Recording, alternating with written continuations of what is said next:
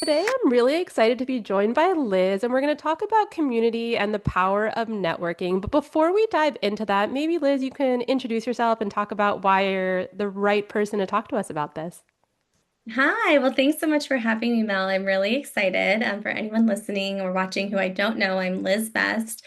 I am the founder of Girls Club Collective. I am an ESG strategist, a coach, and the host of the Women Changing the World podcast. And I realized the other day that I've been doing convening of leaders in sustainability and social impact since 2018, which is like coming up on a minute now. And so I'm really excited to be talking today about community. I feel like it's something that we need now more than ever. And I've had the privilege, given the work that I do, of just seeing how much having the right relationships and places where you can say what you want out loud can really help us get what we want faster. And for those of us working in this space, I believe so much that what we want is good.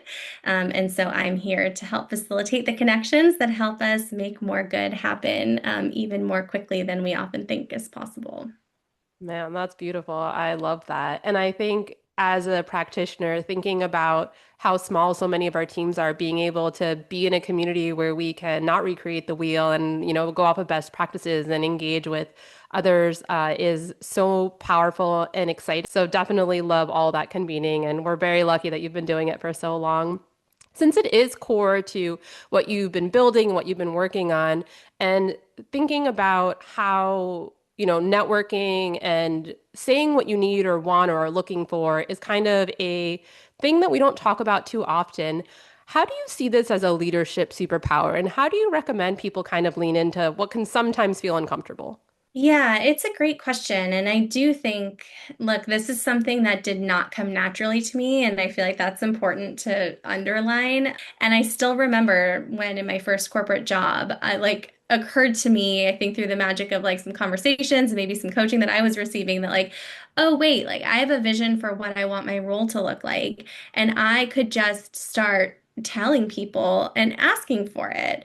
And spoiler alert, that did not mean it happened overnight. It was something when I was making the shift from initially an international government affairs role to a fully focused sustainability role. It was a years long journey to make that happen. But one of the things that like really catalyzed the journey itself was this realization that like I could sit down and like write down what I want on paper and start telling people and getting their reactions to it. And then I think I discovered along the way that then people wanted to help me. And so often it can feel so vulnerable. And when I say so vulnerable, like to share the things that we want especially when we really want them.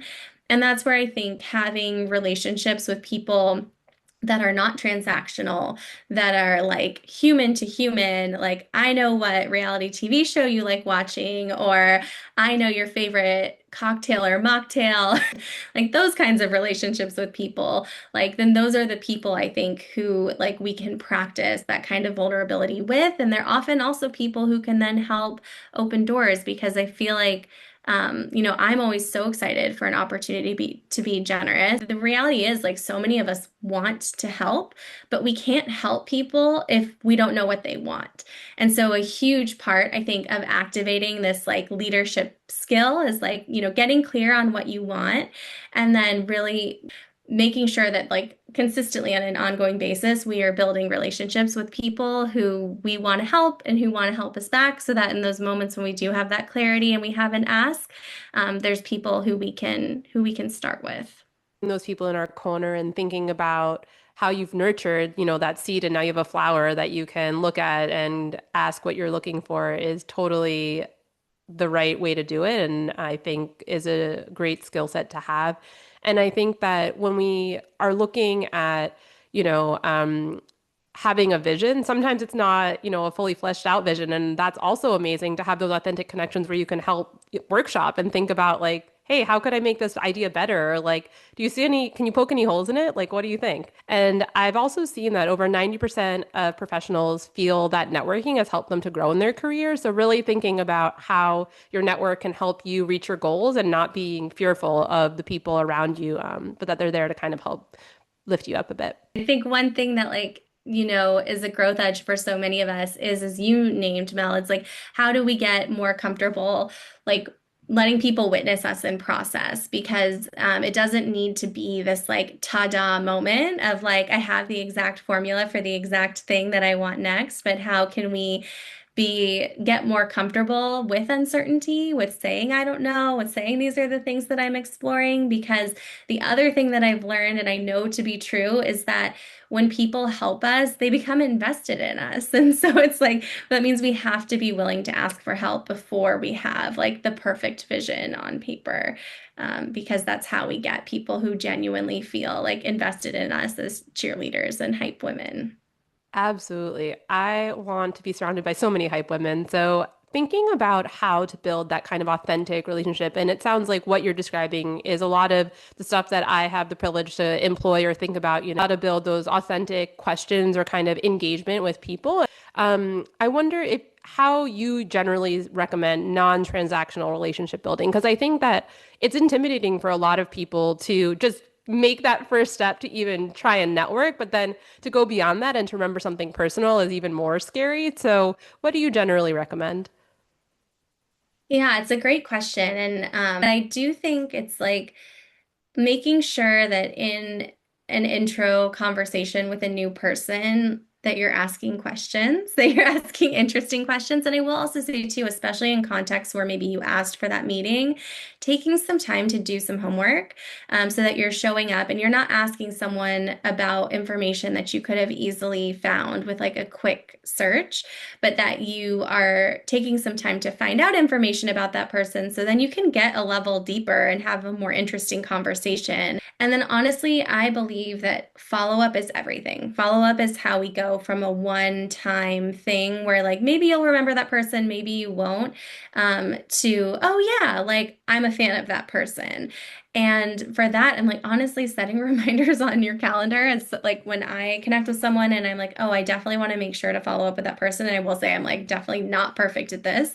But just like setting a reminder for myself or carving out time also for like when I do have an intuitive hit that I want to check in with someone, making sure that I have some time held to do some outreach. And I think often we get in our heads of like, I don't know what to say, or I don't have like the most interesting article to share, or like whatever. And I think that's fine. I think doing it intuitively, like if you do hear a podcast or attend an event that makes you think of someone, it can be so short and sweet of just like, hey, this thing about this thing made me think of you.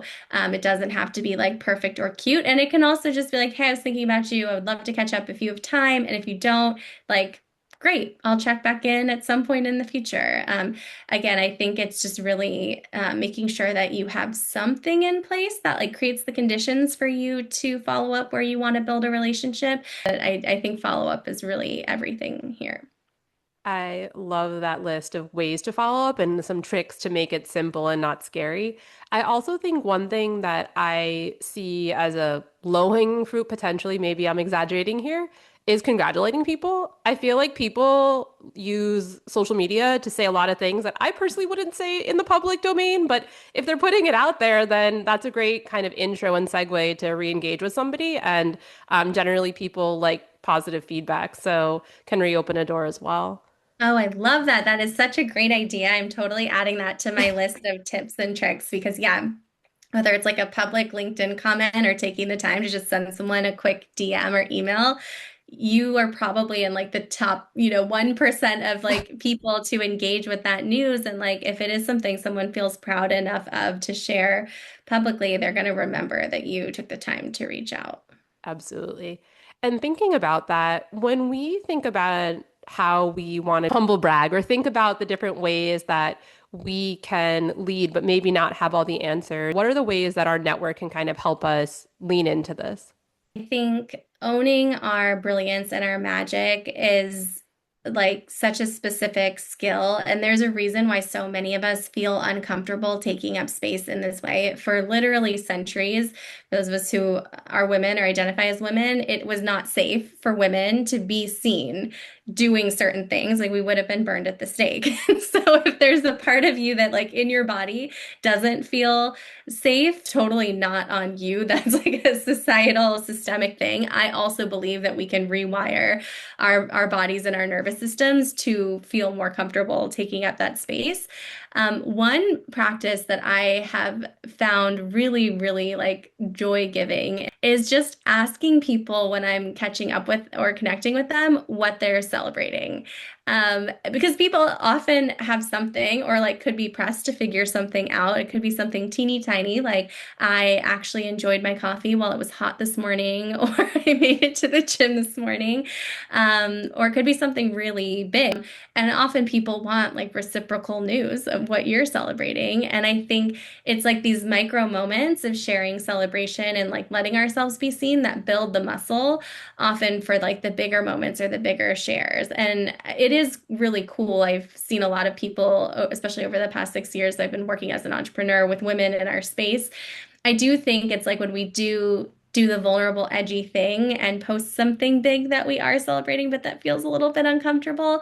And then we get the experience of seeing it like received with so much love and celebration, then that also is helping us rewire our nervous systems for the next time that we're feeling like we might want to take up space in an edgy way. I couldn't agree more. And it makes me think of having that gratitude practice, but it's that small step journey. And I think that's great advice. Now, on the last note, thinking a lot about how community obviously can boost us on the day to day, but also when we're thinking about aligning ourselves maybe with our next opportunity into the future and how our network can be there for us as we're kind of future planning. What do you suggest for people to put out? Is it, hey, in 5 years, I want to do this thing? Hey, I'm looking for a new role? Or is it really just like using their community to help them kind of figure out what that looks like? It's a great question. I think at every stage of the process of aligning ourselves with what's next, there's an opportunity to bring people along with us. Um, I feel like when I think about where opportunities often come from, the best case scenario is that they find us. Like, how do we figure out what some of those super dreamy bucket list things might be so that when the time is right, maybe we like whisper them into existence? And whether you have a job right now or not, the best way to apply for a job is to apply for it before it's even been posted. And the way that that happens is that people are thinking about you when they either receive an opportunity in their inbox from someone that they know or they're creating an opportunity. And the way that people think of you is just through relationship building. I read a statistic years ago that stuck with me, and I wish I could cite it. It's not like official, but it feels true. Is that like I think around this stage of our careers, like 10 to 20 years in, let's say, we should actually, for job searching, be spending 70% of the time connecting and networking and only 30% of the time applying to jobs. And I Wow. think so often we think it's the other way around. Like we need to be hitting a certain like application quota or, making sure that we're just applying, applying, applying. But actually, I think if we want to have the experience of feeling like something finds us, it's like you obviously can't get a job that you didn't apply for. But I think spending the time talking about what we might want or possibilities or what we're thinking about, even just having that energy, I've seen so many times where people are taking that strategy and taking that approach. And then the job they eventually get is one that they cold applied for on LinkedIn. Often find too that when we are in like what can be a slog of thinking about what's next, the connection piece is the part that like helps us keep going. It allows us to stay sane. It makes us feel human and not like a number and like we're just getting a faceless AI rejection. Are in the space of thinking about what's next. I would invite you to think about like, okay, who are 5 to 10 people who you would love to enlist as like co-conspirators in that journey. And then what would be a fun way to reconnect with them? Just like it could be totally agenda free. And if they have space to connect, I'm sure they'd be thrilled to. And that can let that be the fun part of the search because there's so many parts that can be not fun, but it doesn't all have to be hard.